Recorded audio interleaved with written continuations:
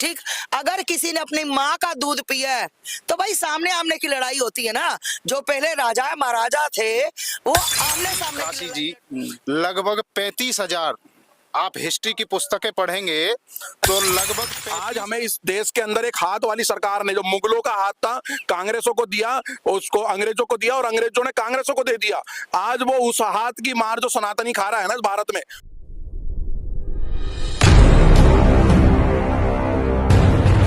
बहुत सही।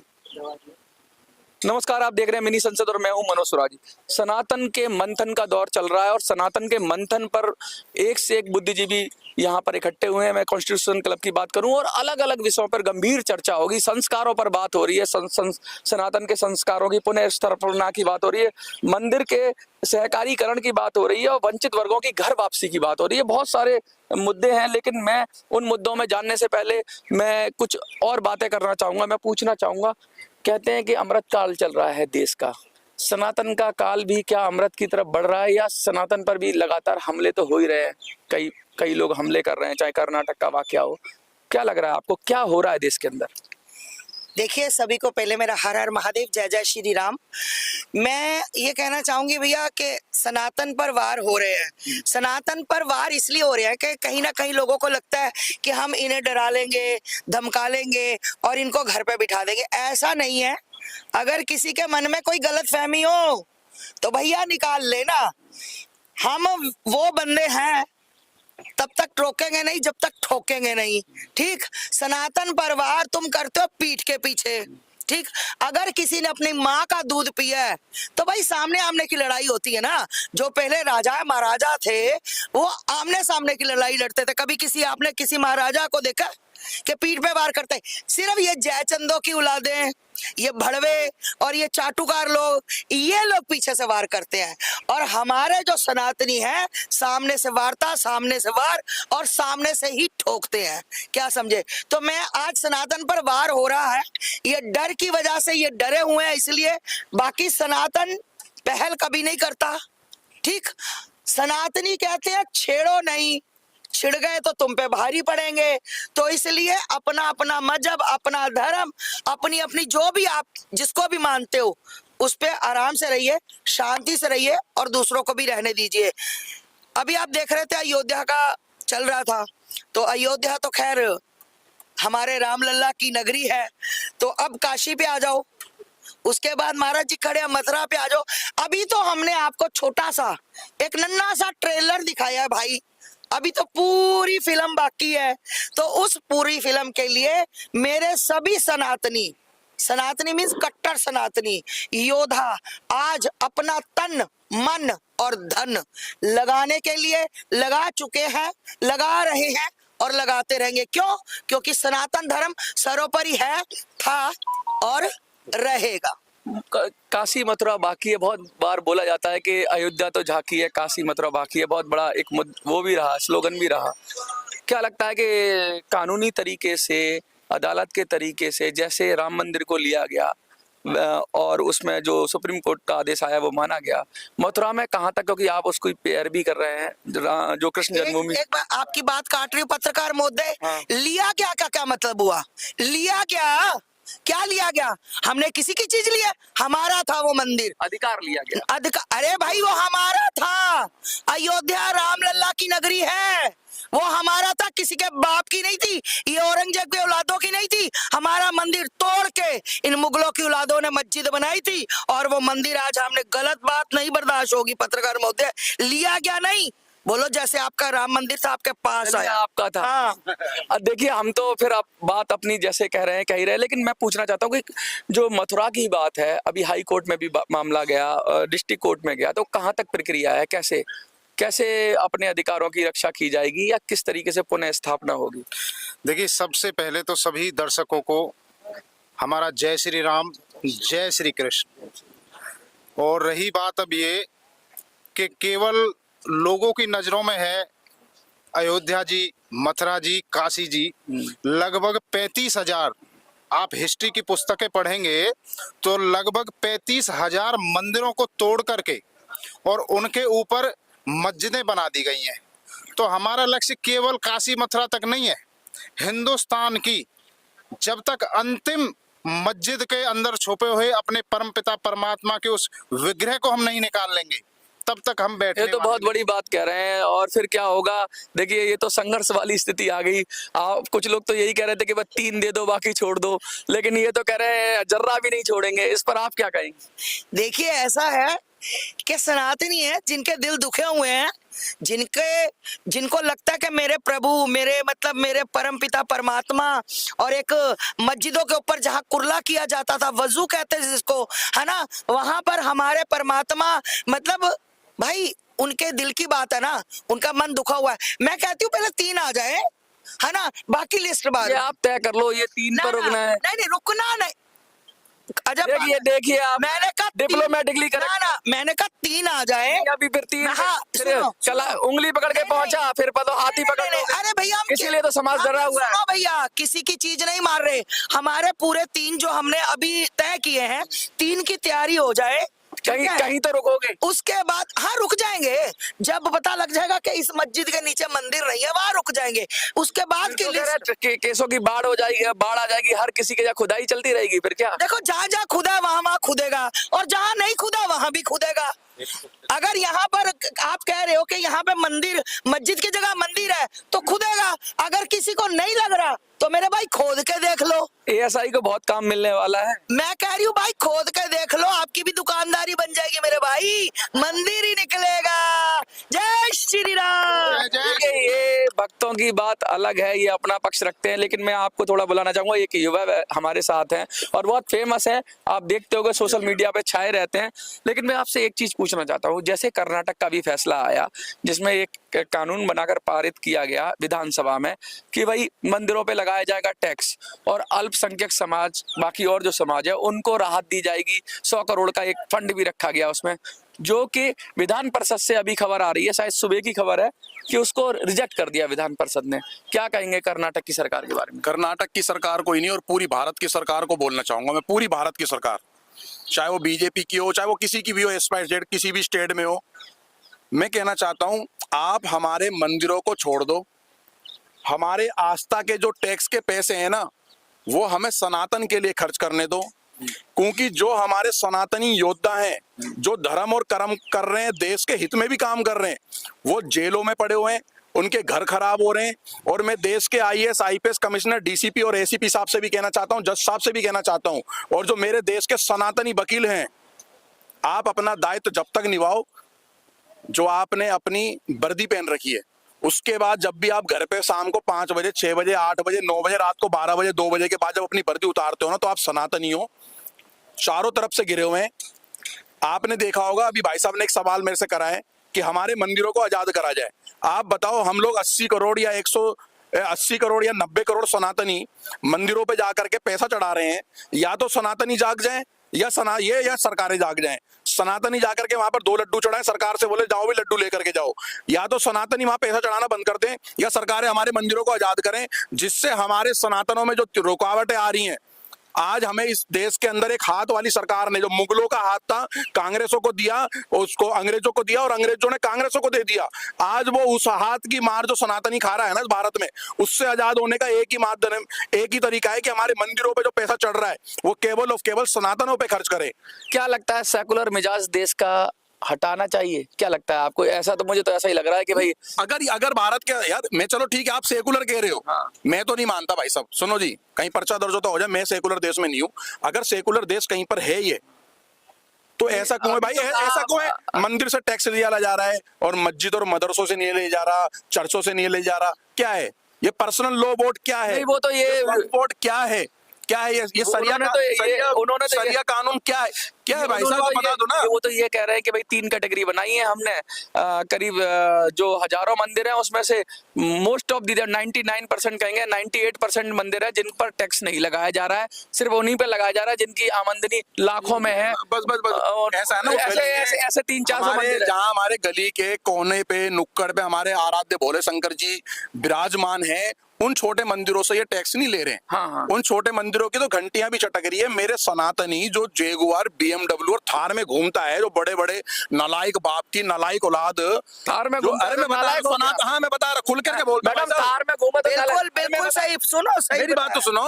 नालायक बाप की नालायक औलादों को बोलना चाहता हूँ, जो 10,000 रुपए का जूता है, 1 लाख 2 लाख का मोबाइल उसकी मर्जी है, उसका पैसा है। नहीं, सुनो ना, क्यों क्या भाई साहब उस मंदिर के दरवाजे के सामने से निकल जाते हैं, मंदिरों की घंटियां चटक रही हैं, टाइल्स टूट रही हैं। इसलिए कहना चाहता हूं, अगर हमारे ये बड़े मंदिरों को अगर आजाद कर देंगे तो इन नालायकों की जरूरत नहीं है, हम अपने मंदिरों को अपने आप मेंटेन कर लेंगे। तो और क्या सनातन के कार्य को जितनी तेजी से, तो सनातनी देखो, जो सनातन जाग रहा है वो अपना तन मन और थोड़ा सा धन लगा रहा है, थोड़ा ही लगा रहा है जितना अभी जिस दिन सनातनियों ने ये सोच लिया ना कि मैं अपने लेंटर में जहां मेरा 10 टन सरिया लगना है, वहां 9 टन ही लगाऊंगा और 1 टन घर में रखूंगा सरिया, तो ये कार्य थोड़ा और तेज हो जाएगा। तो जो मंदिरों के जो टैक्स का ये पैसा, क्या कह रहे हैं, ये तो सीधा सीधा करप्शन के लिए उकसा रहे हैं। नहीं नहीं, क्यों करप्शन के क्यों? कह रहे हैं कि 10 टन में से 1 टन। मतलब 1 टन कहने का मतलब ये है कि भाई के सनातनी जाग रहा है अपने मंदिरों के प्रति। आप देख सकते हो छोटे छोटे मंदिरों, ये वहां का टैक्स ले लेना। अबू धाबी में भी बन गया, अब अबू धाबी में भी बन गया, अब सब जगह बन ही रहा है। अब कहीं विकास पे भी केंद्रित कर लीजिए थोड़ा सा ध्यान। बड़े मंदिरों से टैक्स लेते हैं, ये छोटे छोटे मंदिरों से यहाँ कोई चढ़ाता ही नहीं है। यहाँ पर ये जितने भी लोग हैं ना, जब ये कहीं जाएंगे ना किसी का डांस देखने, तो वहां ऐसे ऐसे करके 10 की गट्टी, 10 दड़े की, 10 दड़े की, वो नाच रही होती है, जोश होता है तो इनके अंदर। खुशी है उनकी? ना खुशी नहीं है। तो क्या जब है? ये मंदिर जाते हैं ना, पर्स निकालते हैं, सिक्का ढूंढते हैं, 1 रुपए का, 10 रुपए का सिक्का है, भगवान जी का चढ़ाना है। करोड़ों अरबों रुपया आता है मंदिरों हाँ, में। कौन से मंदिर में? हमारे नुक्कड़ वाले मंदिर में पंडित जी को बचा रहे हम खुद, सब लोग वहां उन पे टैक्स नहीं लगाए ना। तो लगाओ ना, उस पे लगाओ, बड़े फ्री कर दो, लगाओ, सरकार से मना अगर किया। छोटे पे टैक्स लगा दें, बड़े फ्री लगा दो क्योंकि वहाँ चढ़ता ही कुछ सही नहीं कह रहे हैं, बिल्कुल सही कह रहे हैं। जिस पे पैसा नहीं है उस पे टैक्स लगाएंगे। देखो, लगा दो। हम ये लोगों लोग को ना, चढ़ता क्या जो लोग है वहां से, आता क्या है? अच्छा। बाबा जी का ठुल्लू ना मिलता पंडितों को, फालतू की हम बातें। लोगों को केवल एक ना फ्रेम बना करके देश के अंदर फंसा दिया गया है, उलझा दिया गया है, जो कि मुझे लग रहा है हमारी जो बीजेपी सरकार है ना, वो भी सनातन के लिए कार्य तो कर रही है, बड़े बड़े कार्य कर रही है, लेकिन जहाँ छोटी छोटी प्रॉब्लम है ना, मैं आपको प्रॉब्लम में समझा देता हूँ। आपकी गली में जो इलाके में जो नाई बैठा हुआ है ना, जितने बड़े बड़े चौधरी है उनके लिए मैसेज है, जितने बड़े नाई बैठे हुए ना, ये बताते हैं कि जाट की लड़की कब जा रही है, गुजर की लड़की कब जा रही है, शर्मा की लड़की कब जा रही है, बर्मा की लड़की कब जा रही है, गुप्ता जी की लड़की कब जा रही है, तेली की लड़की कब जा रही है, फलाने की लड़की कब जा रही है और कितने बजे आ रही है। ये सब पूरा नेरेटिव सेट करके आपके इलाके में बैठे हो, सब्जी वाले से लेकर के नारियल वाले तक और नमक जो बेच रहा है। ये तो समझिए समाज ना? का ताना बाना फिर ताना देखा- बाना नहीं, नहीं बता, बिल्कुल बिल्कुल जागरूक पूरी कि कितने information बजे दे रही कितने किस लड़के के साथ कब भाग रही है, ये सब इनको पता होता है भाई। नाई को तो बहुत कुछ पता सरकारी होता है। स्कूल के नाई का सरकारी तो चर- स्कूल के बाहर पॉलिटिक्स पे भी चर्चा सरकारी होती। स्कूल के बाहर कार्ड बांटे जाते हैं 11वीं और 12वीं की लड़कियों को, जो हमने पकड़ा है, वीडियो हमारे पास है। इस भारत का संविधान है कहीं पे? है कहीं संविधान? अगर है तो भैया आईपीसी वाले, कोई भी आईएएस आईपीएस हो तो मेरे से वीडियो प्राप्त कर लेना। सरकारी स्कूल के बाहर कार्ड बांटे जा रहे हैं और उन लड़कियों को बता रहे घर बैठ करके 2 घंटे में आप कमाओ 20,000 50,000, और उन लड़कियों का नंबर कलेक्ट करके और ये अपने ग्रुपों में शेयर करते हैं, और फिर वहां से एक फ्रेम चालू होता है लव जिहाद का।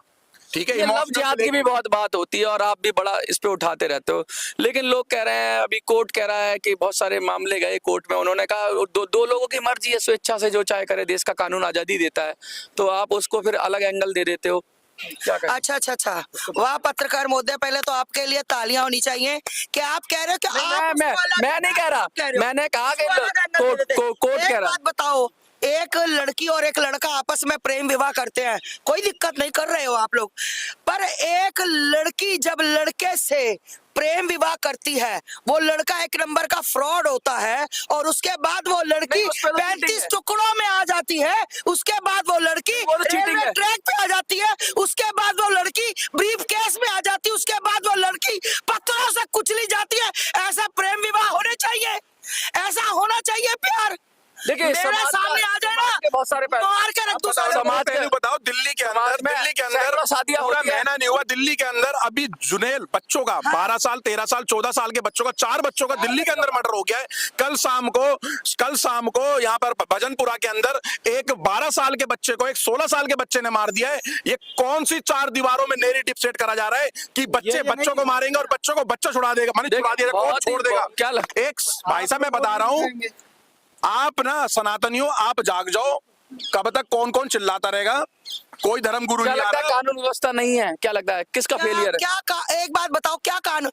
एक आप मदरसा देख लो और एक गुरुकुल देख लो, कानून व्यवस्था और समाज की व्यवस्था और शिक्षा का आप सबके आंखों के सामने आ वो तो जाएगा। कहते हैं कि हमें अपने मदरसे चलाने का अधिकार है, संविधान ने नहीं दिया है। नहीं, मदरसे चलाओ, मदरसे चलाओ। सरकार सुनो, भी कहती है, एक हाथ में मोदी जी कहते हैं, एक हाथ में कंप्यूटर, एक हाथ में कुरान। क्या दिक्कत है? नहीं नहीं, कुरान 50 बार पढ़ो। कुरान में ये लिखा है कि किसी का गला रेत दो। कुरान में ये लिखा है कि किसी की बेटी को उठाकर वहां पे ब्रीफ केस में डाल दो। कुरान में ये लिखा है कि 35 टुकड़ों में काट दो। कुरान में ये लिखा है रेलवे ट्रैक पर फेंक दो। ये कुरान पढ़ाती है। ऐसी कौन सा गुरु है, ऐसा कौन सा भगवान है जो अपने बच्चों को गलत शिक्षा देता है? आप बताएं, आप कुरान का नाम ले रहे हैं, ऐसा कौन सा गुरु होगा? मैं नहीं मानती। आप हमारे जाइए ना गुरुकुल में, आपको बच्चे मंत्र उच्चारण सभी धर्मों के अंदर अगर मैम कह रही है जैसे कि अच्छी शिक्षा दी जाती है, तो फिर गलत कहाँ से आ रहा है? देखिए, सभी धर्मों के अंदर शिक्षा दी जाती है, लेकिन जिस विषय पे बात हो रही है इसको जरा गहराई से समझिए। मैं उसको धर्म नहीं मानता, वो एक संगठन है, वो एक षड्यंत्र है। ये आपने सुना भी होगा।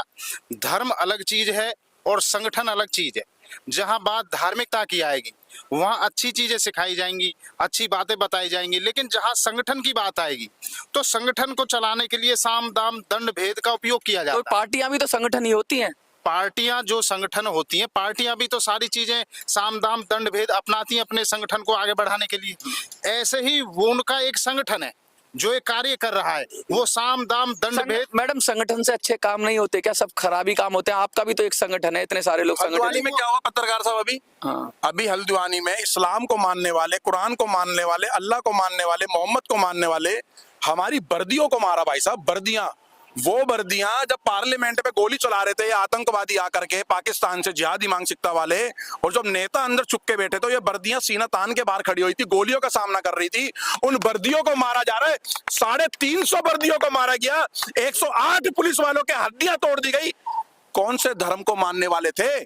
एक भी बताओ कि सनातनी धर्म को मानने वाला था? क्या लगता है कि अराजकता फैल रही है और ये गुस्सा बढ़ता जा रहा है और इसका कोई सोल्यूशन नहीं निकाला, तो क्या लगता है गंगा जमनी तहजीब गायब हो जाएगी? देखिए भैया, सोल्यूशन किस चीज का नहीं होता, निकलेगा। जी और जीने दो। अरे भैया निकलेगा। मैंने क्या कहा कि तब तक छोड़ेंगे नहीं जब तक तोड़ेंगे नहीं। तोड़ के ही मानेंगे। अरे भैया, ये एक बात बताओ, आप हिंदू। अच्छा, तोड़ेंगे एक क्या? मिनट। तोड़ने मनोबल तोड़ना है, एक बात- मनोबल तोड़ना है या कुछ और तोड़ना है? एक बात, इनकी मानसिकता तोड़नी है। मानसिकता ही तोड़नी इनका है ना। मानसिकता तोड़नी है।